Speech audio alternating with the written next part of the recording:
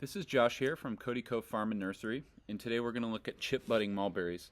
Now we've been shipping out Budwood of the Skinner mulberry, and we have gotten some emails from customers wondering how to graft them. So I figured the easiest way to make a reference point for everybody in the future and for people that haven't ordered from us that are just curious how to do this.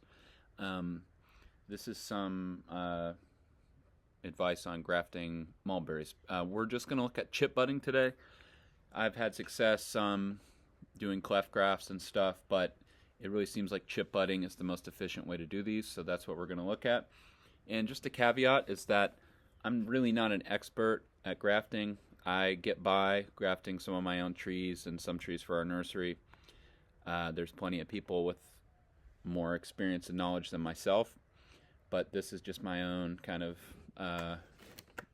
what I do that works on our situation. So if you've ordered Budwood, you've gotten something like this in the mail. And then also we've also shipped a lot of thicker Budwood because our Skinner mulberry tree grows so vigorously that unfortunately we're stuck with a lot of really thick wood. So it's not good for cleft grafts, but it's perfectly fine for chip buds. Though it may be a little tricky to graft some of those really big buds into a rootstock this diameter. You might want a rootstock with a slightly bigger diameter. But anyway, this Budwood I have here is actually not the Skinner mulberry. It's another one called DMOR9, but it's all the same. So here's what we're going to show. Now, what we do, we have some success grafting mulberry in winter, or winter, spring, and also summer. You can do it, but right now it's January, and the important thing is to cut the budwood while it's still dormant. So this wood was cut and it's been stored. We typically store in the fridge with a wrung out paper towel, dry budwood, and then wrapped up in a bag and then rubber banded and labeled so it's nice and tight in the fridge, and it can store for quite a few months that way. Now we cut the budwood when it's dormant, and we graft when the rootstock is breaking dormancy. At least this is what I do. So you can see here, this tree has just started to break dormancy on top, and what that means is this tree is in a growth sort of mood now. It's not just sitting. A dormant mulberry tree, it's just sitting there. In a cold climate, it could sit there for 4 or 5 months or whatever it is, how long the tree's dormant. So we want to graft when that tree is coming out of dormancy and it has all the hormones and auxins and everything in go mode. So when we take this bud, we put it on here, this tree is gonna push that bud out. Different varieties break dormancy at different times. This particular rootstock is breaking dormancy right now. Sometimes in a pot they break dormancy juvenile trees in a pot can break dormancy at slightly different times than they do in the field, especially if they're in a greenhouse. So this particular variety might break dormancy in the field in March, but in this case, in this pot, it's breaking dormancy early. So first thing is, the only tools we really need is a pair of pruners, which we're going to clean these. I graft using these razor blades, very cheap. You don't, they're real cheap. You just I open a new one every time I graft, and then I toss it. Anyway, this is what I like to use. And I'm going to use parafilm. And this is grafting tape, which is just for tightening down grafts. I may or may not need this. We'll see. But you can get away with just the parafilm. And then, of course, you need a rootstock tree. Now, I've had very good success. I actually have higher take rates of grafting budwood straight into a mature tree in the field. We're not going to do that right now because it's the same process, but I do want to explain. So this is a very upright piece of mulberry I just cut. This I would call a whip. This is a really good material to graft into if this were out in the field on a tree. So what I typically would do is cut this back. Again, when we see the tree is breaking dormancy, cut it back, and then we'll graft into the lower sections of this branch. And what you can do after the graft takes, say in July, when you graft into a mature tree, the budwood can grow feet in just a few months with all that energy behind it. What you can do later is come back and put an air layer below the graft union and then air layer off a grafted tree. So I should mention one of the reasons that we graft, some of the varieties don't root well from cuttings, like the variety Skinner does not root well at all. And secondly, it's very sensitive to nematodes. So by grafting into a pre-existing tree that's growing well in our soils or using a known rootstock, this one is called Hunter. It's a local selection from a guy's yard named Hunter. There's also 6th Street, there's Tice. If you find a wild mulberry tree or you already have one growing and it seems to be growing vigorously with no problems, then you can use that for rootstock. Or if you have any type of mulberry tree, you can graft into it and let that graft grow until you have rootstock in the future. So you could come back in a year and take budwood off of that graft. That way you've maintained the genetics at your home. All right, so what I would do if I was grafting this tree right out in the field is I would just go ahead and do 3, 4, 5, 6 chip buds all over it, and you only need one to take off. So when I've done this, sometimes it depends on the situation, but sometimes all of them go, or sometimes just 1 or 2 of them go. But you really only need one, and then you've got the variety. Okay, so first I'm going to take my razor blade. See, it comes new, wrapped up in plastic, and I'm going to spray some rubbing alcohol on it. Probably would actually be okay straight out of the package, but it never hurts to be. I like to keep in my grafting kit a little bottle of rubbing alcohol, and then I do like to dry it off because I feel like that wet rubbing alcohol going into the cambium tissue of the tree is not a good thing. And then in between handling the blade, I'm going to set it on this clean paper towel. I know it's potentially contaminating the blade with this paper towel, but it doesn't need to be sterile, it just needs to be clean. This is definitely not clean. There's a lot of rust on there, but I'm just going to spritz it down real good and clean it up. Because you are doing surgery on the tree, it's an open wound. You definitely don't want your surgeon to have dirty hands. And it's the same is true when we're cutting into the tissue of this plant. We want to have, as much as possible, clean equipment we're working with. All right. So the first thing to consider is where we're going to place the graft. Now, unlike a tree in the field that I said we could air layer off later, I don't plan to do that. I plan to plant, this tree can be planted with the graft growing, out of that tree long term. So the higher we graft, it's not that it's a problem so much as that down the road buds could come out below that graft union and take off, and we may not notice that, and the rootstock would grow up and take over the tree. So generally speaking, as low as you can get is preferable. That way, say in the future we only have a 2 inches of rootstock to worry about, rather than if it's grafted up here, there's all this opportunity for things to grow out of it. I'm going to go ahead and prune this out because this is too small of a diameter to graft into, so it's not really doing us any good.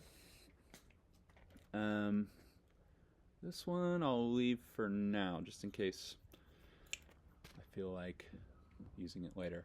Okay, now, again, this is what I do. I don't know what other people do, but I like to decapitate the tree when I do grafts, because my thinking is if you just leave this rootstock tree, what you'll see is these top few buds really take off and these other buds kind of sit there dormant. And when you prune, the buds below the prune are what's going to grow like crazy. So when you graft in new buds, you're kind of trying to force this tree to push these new buds. And it may be that if we leave the top of this on there, the grafted buds just kind of sit there and don't really do much. So, yeah, now this may be a little hard to show with the way I'm filming. I'll do my best, but let's see. Basically, I'm gonna take my knife and I'm just gonna, let's see, I'm gonna make a slice behind the bud, and before I do that, I'm gonna make a cut back here, and that bud is gonna come off with cambium tissue all behind it, and then I'm gonna make a corresponding cut on the rootstock, slide it in there, and wrap it up. So it's not really hard to make these cuts. So I hope you can see okay here.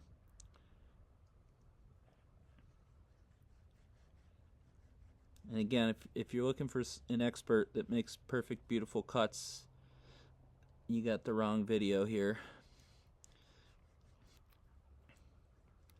Because I just get by. The original Skinner tree out in the field. Oop, hope I was on video there. So I made my cut below, and now I'm meeting it with this other cut. There we go. Sometimes they're a little, they want to cling right down at the bottom. Okay, there it comes.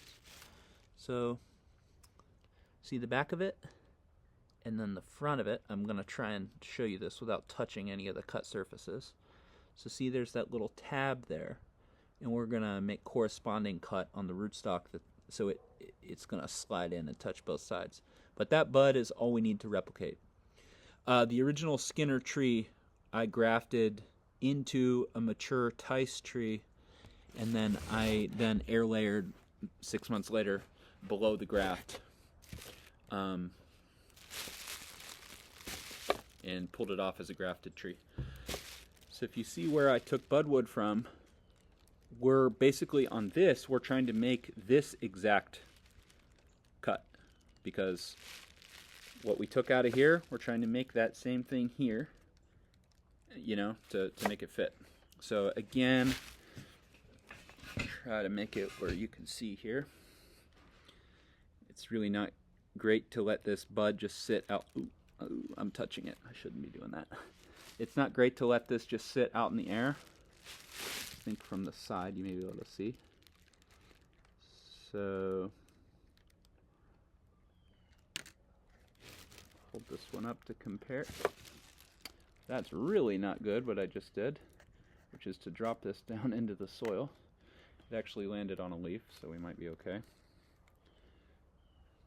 Okay, so we're kind of getting a tutorial of what not to do in this case. Alright, and you can use the piece you removed to kind of gauge the length of the chip bud.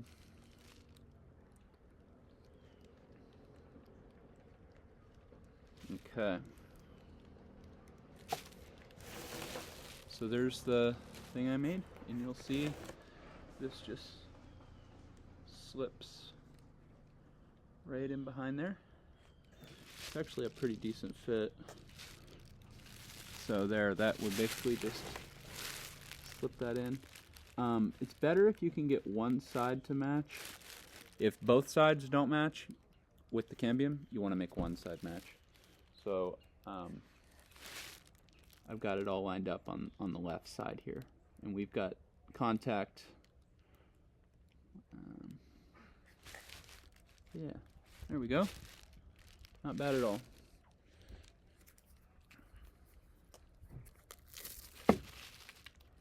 So then I'm gonna cut a piece of parafoam. Parafoam's double, so you'll remove this paper and you're just left with the waxy stuff. So I like to, for this part, fold it in multiple layers so it's real strong. Start at the bottom, and I twist as I go, so it's almost strengthening itself up like a twine. And then I'll push that bud kind of tight I don't know if you can see I'm slipping behind the bud now when I'm wrapping, so it's getting sucked real tight, because we want the cut surfaces to go up against the cut surfaces. That's pressing really tight all along. So I'll make several passes. Everywhere you can kind of cinch it down with that parafilm, it's going to be better, so you get the maximum amount of contact of cambium tissue. Then, by the way, I keep an old dirty knife to cut this parafilm because it does seem to dull the blade pretty quick.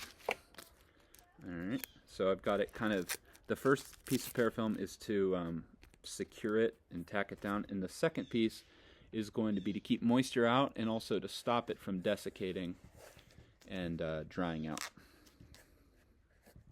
So you can make several passes with the parafilm, and it'll actually just break right out of that parafilm and start to grow. There you go. You can see, maybe, there's that bud. So what I'm not gonna film it, but what I am gonna do, I'm just gonna put buds all over this thing and hope that at least one takes off. And then if several take off, it may be that one really goes, and then we'll clean up the tree and prune everything to select one main leader that's gonna be the main deal.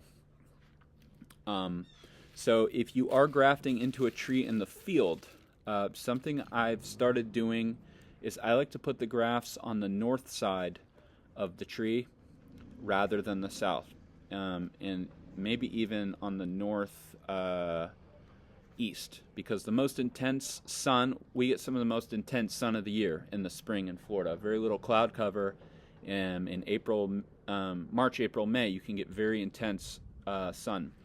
And it can cook, you know, it's this plastic, it can really beat up on it. It can crack up the parafilm and cook the bud. So putting the grafts on the north is just one thing I feel kind of mitigates against that. And then the other thing I do is I take Spanish moss, because Spanish moss is alive, and so it actually is transpiring and cooling itself. It's not just shade, it's actually, it has a cooling effect from transpiration. So I take a little bit of that and I'll wrap it above and below, and then I take a piece of twine and tighten it down real good, and I just tease it apart so there's a small opening where that graft can pop out through the Spanish moss when it goes. And I feel the combination of those two things, it really protects this graft from getting cooked. That's if you're out in the field in blazing sun. This grafted tree, I think I'm going to put in the greenhouse, but generally speaking, we're going to want to keep it in some shade until we've got strong growth coming out of this bud, and then we'll slowly ease it into more sun. Though this time of year, it's January, we might be able to put this right out in the sun with no problem, but I like to be cautious, keep grafts in the shade. All right, I hope that was helpful. If you are more knowledgeable about grafting mulberries, love to hear your comments below. Oh, also one more thing I wanted to mention. Sorry, I just thought of this. Something they do in Asia is they take a cutting. So if you don't have rootstock and you get budwood or mulberry, you don't have to worry. Something they do in Asia is they'll take a cutting of a rootstock variety. Again, I think right as it's breaking dormancy for that rootstock variety is probably the best. And they graft buds right into a cutting. And then you root that cutting, just like you're rooting a normal mulberry, and it will root and push the graft out of the bud all in one motion. And I have done that with some success, though my take rates are low, but maybe not low for good reasons, but things that I'm doing wrong. And that's something that I really want to work on getting perfect. But you may if that's the situation you're in, and you may be able to just gather mulberry cuttings somewhere, graft right into them, and try rooting them. And if you get one bundle of Skinner mulberry from us, you might get at a minimum 15, but you may have as many as 25 tries to do a chip bud. So again, you only need one bud to grow to make a new tree.